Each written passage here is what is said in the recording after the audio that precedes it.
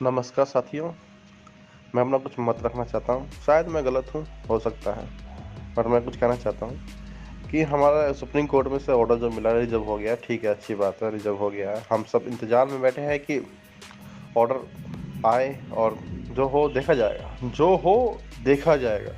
ये तो मेरे हिसाब से गलत है। जो हो देखा जाएगा, इसमें नुकसान हमारा है, केवल हमारा।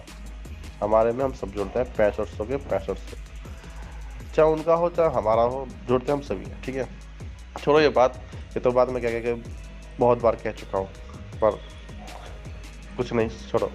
हाँ, मैं ये कहना चाहता हूँ कि चलो ऑर्डर रिजर्व हो गया है। अब बोर्ड ने एक और चाल चली है कि उसने वैकेंसी निकाल दिया 9000 समथिंग कुछ, और उसमें चाल ये है कि नोटिफिकेशन उसने गड़बड़ कर दिया है, नोटिफिकेशन में कुछ गड़बड़ कर दिया है वो जान। और सब कह रहे हैं कि बोर्ड ऐसे कैसे कर सकता है, सब कुछ जानते हुए भी ये सब कैसे कैसे कर सकता है। हम तो रेट डालेंगे, ये करेंगे, ओवर एज हो गए हैं समथिंग, उसके खिलाफ रेट डालेंगे, ठीक है। पर बोर्ड चौथिया नहीं है, बोर्ड चूतिया नहीं है, वो सब जानता है क्या होगा क्या नहीं होगा, क्या करना है क्या नहीं करना, वो सब जानता है। उसे मालूम रेट पड़ेगी, रेट पड़ेगी, समय मिलेगा, वैकेंसी आगे खींचेगी। इलेक्शन अगले साल है भाई, अभी थोड़ी है। खींचेगा 4-5 खींचेगा ऐसे भी।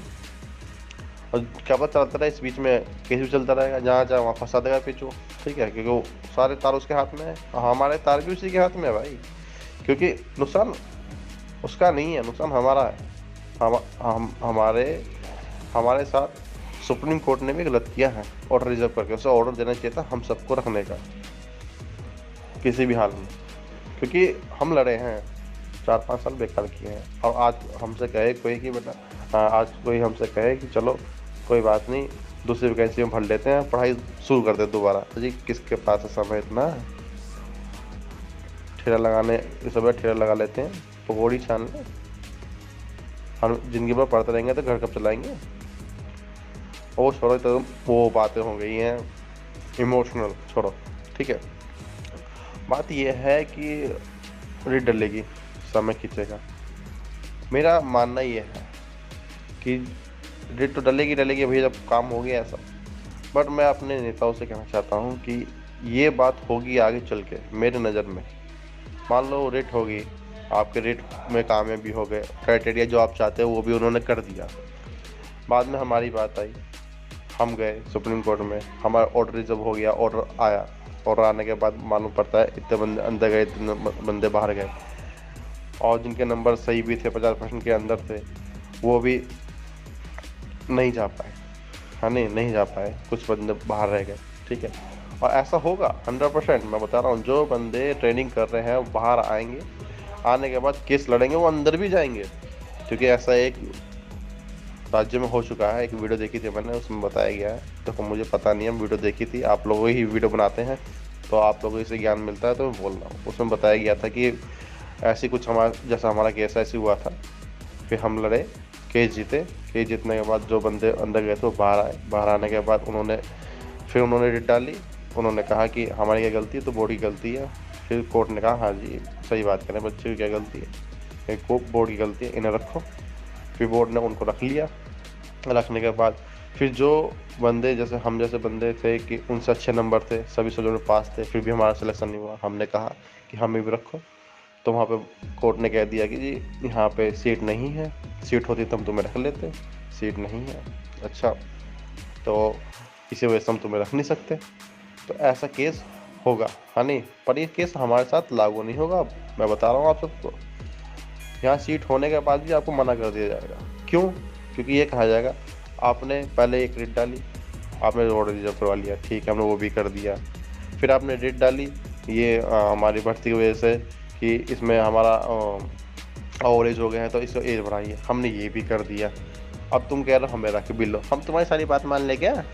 खुद साफ मुँह पे बोल देगा तुम्हारे, हर बात पे तुम रेट डाल देते हो। हमें कोई काम ही नहीं है क्या?